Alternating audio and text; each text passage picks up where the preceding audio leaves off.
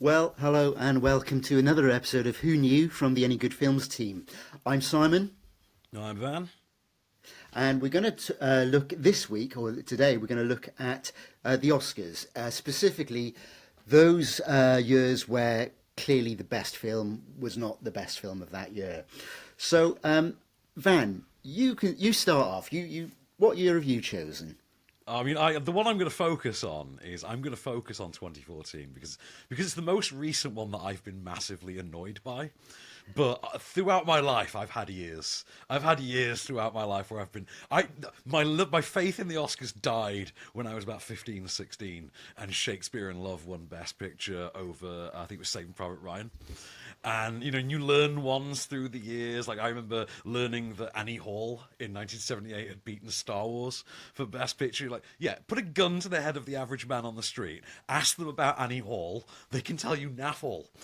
Ask them about Star Wars, they'll tell you every moment. But I would defend that one. But that's for another. Yeah, but that's you're for another old. Come on. You were around in '78. That's why. Oh, this is ageist. This is already. It's become ageist. I'm trying to think what else. There's also, I think, was it 2005? Was it 2005 or 2006 when Brokeback Mountain lost out to Crash for Best Picture? Or Yeah. there was the year that The Artist won Best Picture. Have you ever met anyone who's a fan of The Artist? I've never let me met a see. fan of The Artist. Hang on. I can tell you now. Oh, no, I haven't. No, I liked it. I remember reviewing it because it was my first year as a critic. Reviewing it and thinking, oh, it's very good. Like, I had a good time watching it. Is it the best picture of the year? No, not even in the top 30. No, but it was best picture. But of course, the one that, really grinds my gears the most, let's say, 2014, was. So It was go on the then. year. I think I can remember the which one won that, but go on. So obviously, it went to 12 Years a Slave, which I have issues with as a movie anyway, because what unique original movie are you seeing here? It's the same basic bitch made for the Oscars movie we've seen a billion times. I mean, probably the most highbrow thing I could say about it is it's basically just Roots whittled down and turned into a feature narrative. It's also one of those movies as well where the film is more interesting when it gets to its end credits and it tells you what happens after the movie. And you're like, that was a way more interesting movie than what you just made me watch. Because apparently he took them to court and everything after the events depicted in 12 Yeah. Years a Slave. He went and sued them. And you're like, that's the movie I would have been so much more fascinated. Don't give me Slavery 101, the movie, because I've seen that movie thousands of times. I don't care how well acted it is. I've seen 5 billion better versions of this. And of course, then made But even Roots was a worse great by the- TV series, though. It was. Roots wasn't it? was a It's great one of TV the- series. Now I'm showing my age. Yeah, well, yeah, but I think we all So watched go on, it when we were which- younger, because every family had that box set, didn't the VHS, the 2 or 3 Yeah. tape VHS box set of Roots, I think. So which one would you go for? Because I can't remember what else was on offer that year. Right, now my big bugbear is Gravity, because I think Gravity was far and away the best movie out that year. However, pulling up the list I of concur. nominees... Yeah, pulling up the list, though, of nominees, the full list, is absolutely deranged. Because these are movies that are apparently not as good as 12 Years a Slave. And those movies include The Wolf of Wall Street, Philomena, Nebraska, Spike Jonze's Her, and Captain Phillips. Apparently, none of those were as good as 12 Years a Slave, which is about the point that I honestly just don't know what game we're playing anymore. So was that the year then that they had started having more than 5 films as to be nominated? No, that started, I think that was the year after The Dark Knight, because people were really livid about The Dark Knight. Yeah. I think The Dark Knight famously is the film that forced them to open up that category. Because it's That's right. worth noting that some years they don't bother with that. There are still some years in which they don't bother with the full list of 10 Best Picture nominees. Like, we've got a noticeably stacked year this year, for instance, where we've had 10 Best Picture nominees. But there are some years, like 2014, where you got 7. I think it was 7 in 2014. So what's your argument for giving it to Gravity? Because I do agree with you, Gravity. Because for me, Gravity was shot in 3D. It was when we had that glut of 3D films, all of which did not benefit in any way from being in 3D. Oh no. But that was the one film that really, really benefited from 3D. It was, it was a brilliant use of it.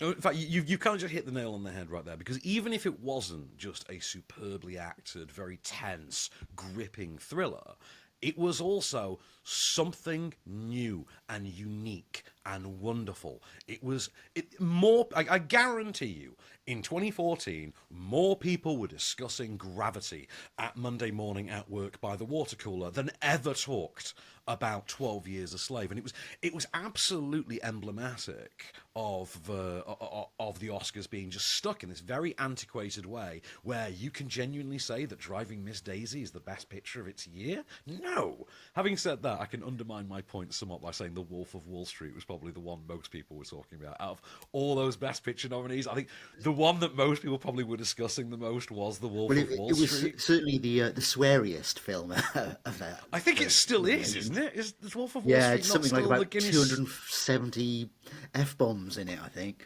Or something I think huge, it's some the world huge record number, holder. More than Pulp Fiction, I think. I think so. I think I think it's now, the record holder is now The Wolf of Wall Street, and I think it took over the record from Goodfellas, I think. So Oh, it's Goodfellas, Goodfellas, yeah. Casino. Yeah, No. yeah. He does like his F-bomb. So just go through that list again, because there is one film on that list which I thought, I'm not sure I'd put that as a best film. So we had, in order, they were Philomena, Nebraska, Captain Phillips, The Wolf of Wall Street, 12 Years a Slave, Her, and Gravity. So the one that I probably wouldn't put on, and I like it, I really enjoy it, is probably Captain Phillips. Nothing wrong with it. Great film, eminently rewatchable, but I don't think it's kind of in a best film category film. Now, I would disagree with you on that to an extent. And now, I personally would not call it the best film of that year. I think it's a very good movie. I don't think I've ever seen it. I think I saw it a second time, near enough release. Never saw it a third. But anecdotally, I will tell you that year, it was the definitive dad movie. Like, so much so that my dad was into. And my dad is not a typical dad. He's quite a boring, he's a boring Middle Eastern man, my dad. But he works in oil and shipping, and he loved that movie. And this is a genuine true story, right? My dad was based in Dubai, right, at the time, and the company he worked for, he used to do a lot of work with Maersk, who are the company in the film, and they hired Tom Hanks several times to go to Dubai to an IMAX screen and introduce screenings of Captain Phillips, entirely attended by people in the oil and shipping industry, because it was deemed to be such a true-to-life, kind of to the reality of it, piracy thriller, that they would watch it over and over. And that's even outside of the fact that just everyone's dad that I knew was really into this movie. So It must have been a tough gig for your dad then. Kind of, Tom's coming in to introduce the film. Oh. Well, look, let me go on to my film, my year. Go on, hit me. What you got, baby? Go on. Right, okay, so the year that I'm going at, and it's one that is well documented, I think, is 1994. That was the year that Forrest Gump won. 13 nominations, It won 6 of them. And I think sort of the precursor to kind of like you knew who was going to win was as soon as Spielberg stepped up to announce the best film, or best director, I think it was at the time. Because Robert Zemeckis also won it. So when you come up now, Spielberg had a particularly bouffant hairstyle at that particular time. Back in that time, yeah. It was really bouffant. But when you start, don't forget this was the Schindler's List period. So he was trying to be as Jewish as possible. That was his thing. Well, Spielberg was really trying to display his Jewishness in this era. Well, I think as well, when he stepped up, you kind of thought, I think I know who's going to win here, because he'd worked so closely with Zemeckis throughout the 80s on Back to the Future and all those sort of films, right back to Used Cars back in 1980. So I think but it didn't help when he announces all the nominations, then he says, and the best Oscar goes to, or best director Oscar goes to, and then he says, and I quote, because I've written this down, "Alex, your father just won the Oscar." Wow. Now, a billion people or so are meant to be watching this, and everyone's going, to quote sort of like that Smokey song, Alex, who the is Alex? Yeah. Do you know what I mean? And then he goes, Robert Zemeckis, and up he comes. All right, very well done. It's won best film, and whatnot. But it was interesting in that year because also he was as best director. He was also up against there was Woody Allen for Bullets Over Broadway, and now I can never say this, Krzysztof Kieslowski. I can never say it right. Can I? So that was best director. This is the best director. This is best director for Three. Oh, okay, it's about I remember that. We're going up for best picture. Wow. Well, you see, now Forrest Gump, it won 6. The 6 that it won were best film, best actor, best director. What else we got here? Best editing, best visual effects, which in retrospect is arguable, and best screenplay. Hang on, can we go back to that one? Can we go back to that arguable? How is it arguable that Forrest Gump deserved the best VFX Oscar in 1990? Well, let's point out. We should point out, by the way, this is taking place in 1995. These are 1994 so my argument with the effects, 1995's Oscars. Go on. So my argument with the effects is that, bearing in mind, we had Jurassic Park at this rate, which had kind of set a new benchmark, and we'd had T2, Terminator 2, which had really set a benchmark. So, as entertaining as they are, and probably more so now, understandably, 30-odd years later, they are a little bit hokey. But even then, even though we were all wowed by it, and they were good for the time, but bearing in mind, we had these 2 groundbreaking effects films. Yes. But my whole argument with it is that, so there seems to be with Oscar nominations is its popularity and worthy films. Now, 12 Years a Slave, it was a worthy film. It was a worthy film. You're not going to rewatch. You might go and see it once. Unlikely you're going to watch it 3, 4, 5, 6 times. The fact that it felt 12 years long to sit through was 12 years long was I think quite a few of the criticisms. I can understand now that that not now, but Forrest Gump is rewatchable. Oh God, yes! I must watch it. I watch it 3 or 4 times a year with my mum. True story. Like Forrest Gump, we will watch 3 or 4 times whenever it's on Sky. We'll watch it. I think I need to speak to your mum. we always have. It's just always been a thing, Forrest Gump. Like we've always had it in the family. It's just always been a beloved touchstone. Like in even the extended family, the social circle, we just always all loved Forrest Gump. Well, I think the very theme with Forrest Gump was that it did celebrate sort of family values, and I quite like that about films, that it's not kind of snidey and snarky about it. It does celebrate. I mean, putting aside the idea of a mentally challenged man succeeding in America is now funnier more than ever, because apparently Forrest Gump should have ended with him in the White House. But my bona fide question, going back to it, is what is it about the VFX that you don't think was worthy about Forrest Gump? Because Forrest Gump, take it from a VFX nerd, was a game changer. It was something quite significant. Now, you see, now you'll probably correct me on this. My argument is that no, it wasn't a game changer. The game changers were Jurassic Park, The Abyss, Terminator 2. Those are the game changers. Yeah, I don't think you appreciate the level on which it was a game changer, because Go on, then. You're talking about big bombastic effects. Forrest Gump was genius in that it basically pioneered. Here are real-world historical special effects, because until Forrest Gump, you could not digitally insert someone into footage. Now, you couldn't do it. Now, very famously, the first use of the technology after Forrest Gump was also used by a Paramount production. It was used by Star Trek. Star Trek used the same technology a year later to insert, for the 30th anniversary, to insert its characters into 1960s footage of William Shatner and Leonard Nimoy. So they actually showed you an episode of Original Trek with the new characters in the background running around doing a Back to the Future 2. And they couldn't have done it without this wonderful new form of VFX technology, effectively texture mapping, a new form of masking, which didn't exist before. And when you watch the film back, don't get me wrong, if you watch it now, it looks a little bit ropey, but it still holds up. It's still good effects work. Well, I don't denigrate that, but this has just occurred to me now. I don't know if you remember Harry Enfield's character Smashing in Nicey with Paul Whitehouse. I do. So do you remember the one-off they did, End of an Era? Now it was, I'm not sure what year it was, but it used similar effects to integrate the pair of them into black and white editions of Blue Peter and whatnot, and it was like really well done for a BBC television production, or I think it was an independent production for the BBC.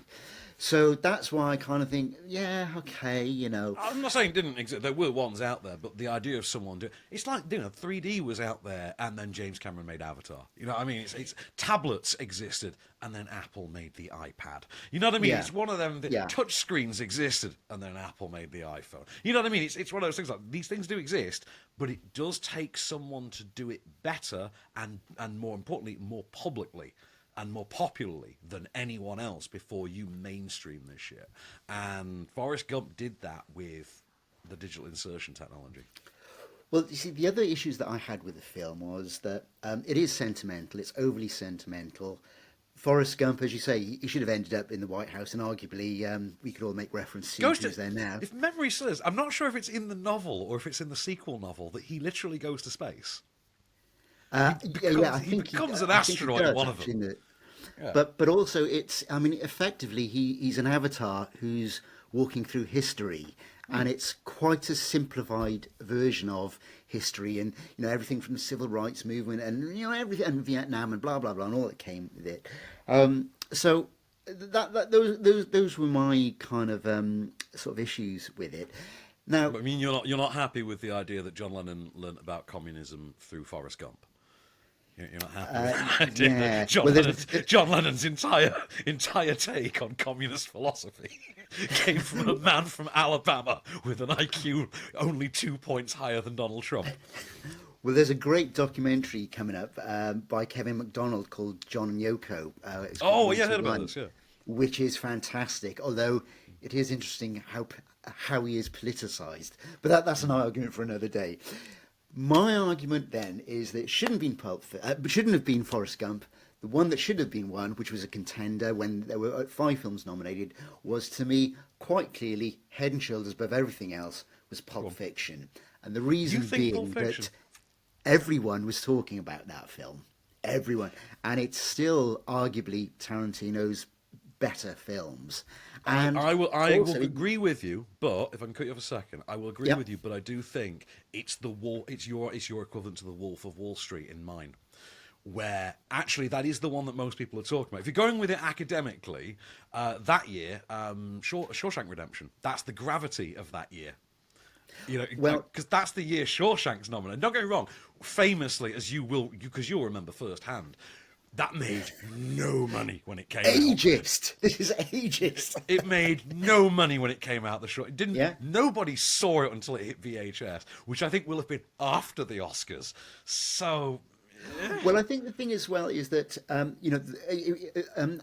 Pulp Fiction. It had 6 nominations, and Tarantino won his first for the screenplay, and rightly so, because even now his command of structure is absolutely masterful, and we refer to that screenplay. Yeah, we go back to that screenplay to this day. It's still an all-timer. And it was a film that everyone was looking forward to after Reservoir Dogs. It won at Cannes, the Palme d'Or, to outrage at the French. So that gets a thumbs up from me. But it was, and still, it is a film that is ultimately rewatchable by fans, by scholars, by film nerds, everything. Everyone loves that movie. But there are 3 other nominations. There are. For it. Now, you've touched on one, Shawshank Redemption. Now, it's well documented that it bombed. Didn't work at the and now is it still is it the #1 movie in the IMDb top 100? Yeah, I think it is. I think it might even have topped The Godfather for some I think it has. reason. Which I love The Godfather. I will wax lyrical about that till the dons come home. The Shawshank Redemption is one of those movies that when someone asks you because there's always some idiot at any cocktail party. You'll have experienced this firsthand. When you're a film critic at a cocktail party or a social gathering, something like that. When you meet someone for the first time and they discover what you do for a living, and they ask that question, "What's the best film you've ever seen?" And you're like, and I love to take the piss with that one and just answer to the effect of, well, I mean, academically, Citizen Kane, but what's my favourite Terminator 2? You know, what's the best film? But the thing I is, always say like, Police most Academy people, 7 just for a wind up. well, yeah, that's the thing. You have to have fun with it. But I think if you answer the Shawshank Redemption, most human beings will actually go along with that. Like it's Yeah. a strange, universally kind of accepted thing that everybody loves the show, regardless of gender or age or ethnicity. Everybody loves the Shawshank Redemption. Well, the other thing with that is that had 7 nominations, and it won nothing. I know, and you would have thought Morgan Freeman, wouldn't you? Would you have thought Morgan Yeah. Freeman would have Well, walked with that one? that was the thing is that Morgan Freeman was nominated as Best Actor, which surprised me because I Because thought, he's well, supporting. yeah, isn't it Tim Robbins' movie? Well, it's But then Robbins' again, movie and he's supporting, yeah. yeah, and he has got the voiceover in it. Which you kind of, know. yeah, that kind of screams supporting, doesn't it? To the So extent, I like, kind of, but there you go. But then the other two. So now I'll do the other two quite quickly. The other one is the worthy nomination, and that was Quiz Show. That was Robert Redford's do you Quiz think Show. that was worthy? Well, out of the 5 that, and particularly in light of what the next one will be, Yeah. yeah, I think that's the worthy one. You've got Forrest Gump, Pulp Fiction, Shawshank Redemption. They're all crowd pleasers to greater or lesser extent, and they're all Yeah, ones that simpler you'll times, rewatch. eh? The Quiz Show, okay, you may watch it once. I've watched it once. I haven't watched it since, and this is 30 odd years ago. So that was Quiz Show, and that had, let me see, that Ray had Fiennes? 4 nominations, Yeah. and that won nothing. That was nominated for Best Film, supporting actor for Paul Schofield, who I'd forgotten about, Best Director and Best Screenplay, which was Robert Redford was director. But Oh, 4 it noms, wasn't it? I forgot that was a Redford movie. yeah, but won nothing. Won nothing. So I joined Shawshank Redemption in scoring nothing. Now the 5th one. Now this is one I had completely forgotten about, and unless I'd looked it up, I wouldn't have believed it. 4 Weddings and a Funeral. Yeah, I knew about this. And All right, well, see- to be fair, is this the year after? Did Muriel's Wedding go up? I'm sure there was one year where Muriel's Wedding was a major awards contender because Hollywood had this thing in the early 90s where it was almost like they had discovered other countries spoke English. They had like, it's almost like Yeah. they one day just discovered that there were other countries that spoke English and made films. And, Well, it and was, that's, uh, yeah. It was like a bit like kind of like, oh yeah, we forgot Australia made films. I remember Crocodile Dundee. That was Oh, 8, Mad 9 Max, years ago. Crocodile, Dundee, and they made a third movie. Mad Oh, Max, okay. taking a bit of Hanging Rock. Yeah, I'd forgotten about that. Oh yeah. What have we got? What have we got? Muriel's Wedding. Put that up. But yeah, I 4 mean, Weddings to and a be Funeral. fair, Muriel's Wedding did make a lasting star out of Toni Collette. Yeah, You have to and give it that. rightly Like, so, it gave 'cause us she's Toni great. Collette, and we would be infinitely poorer without Yeah. Toni Collette in our lives. Absolutely. So the 4 Weddings had 2 nominations: Best Film and Best Screenplay. Richard I can Curtis. believe that. So I think they're both well deserved. But of all those 5, there's 4 which people quite happily will watch time and again. But Quiz Show, No, I don't think you can throw Quiz Show on that pile. No. Go out onto the street, put a gun to someone's head and ask them, hey, remember the movie Quiz Show? Not a clue. No one Yeah, will that- have heard of it. That's what I mean. Do you mean the one with the young Indian boy? No, that's Slumdog Millionaire. Oh, sorry, my bad. They forget. No one knows Quiz Show existed. yeah, that's what I mean. No one revisits it. It's because it's arguably more hot. Oh, it is more heavyweight than the others. But I think that kind of it's just a bit dull. It's just Yes, a bit dull. yes, it is. It's very much the kind of movie that Ray Fiennes made in the early 1990s. Well, yeah.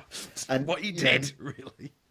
And in fairness to Ray Fiennes, his body of work is so impressive, and I Yeah. don't really understand why he hasn't got more Oscar wins to his name, to be perfectly honest. Yeah, But- he and Liam Neeson, for years, he and Liam Neeson were on basically the same career path.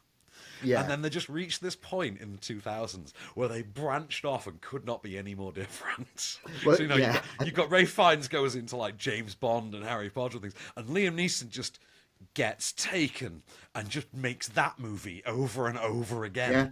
I can imagine that. I mean, I like Liam Neeson very, very much, but I can imagine he must be thinking, saying to his agent, "Well, what's coming now? Well, we've got this script. It's a man out for revenge. No, no, no, no, no. No. What's the other script you've got? Well, I've got this one. It's a man who goes on a roaring rampage of revenge. No, no, no, no. What else has come? Well, that's it, really. I've got 25 scripts on that line.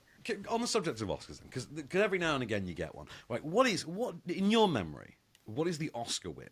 I don't know if you ever watch it live when it happens, because I every year I watch the Oscars. I don't know. Do you have a win that when it actually happened, you were punching the air, cheering, you were like, oh my god, yes? Do you have one? Because Not really, no, because I kind of now, in light of what we are now talking about, the undeserving winners, I look back at what is an anecdote from Lindsay Anderson, the director Lindsay Anderson, the late great Lindsay Anderson. Last film he did was Britannia Hospital, which is an interesting satire for the time. But there was an actor that rang him up and he said, Lindsay, I've been nominated for Best Actor, or I won Best Actor. And his reply was, and it's a bit naughty really, but he said, really? You don't really take those things seriously, do you?